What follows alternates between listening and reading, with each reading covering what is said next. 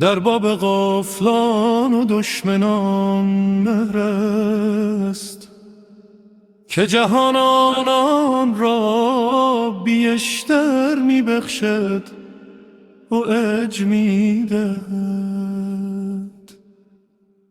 هرچه روی کمترک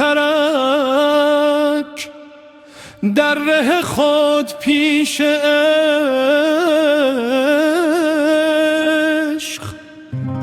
بیش بزرگی کنی بر سر درویش عشق.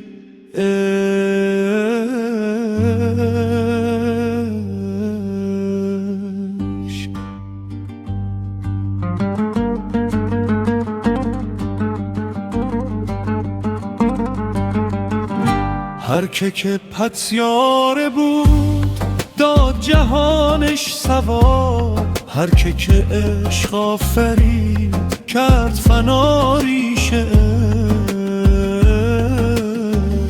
آن که ندانسته عشق غافل از این ماجراست، وان که بپیوسته عشق در تن او میشه.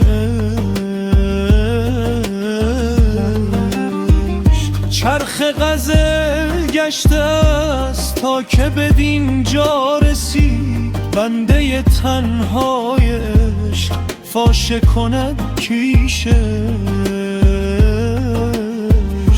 آن که تغزل نکرد جز به سیاق خیال، لاجرم و خیمه زد بر سپه جیش.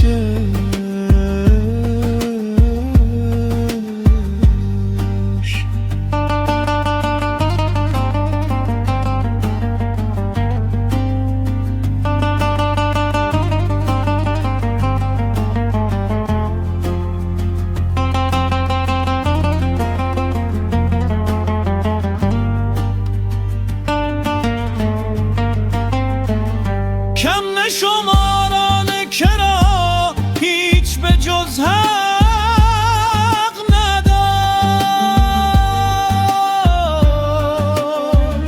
آن که بدین رسته بود گشت سراندیشه.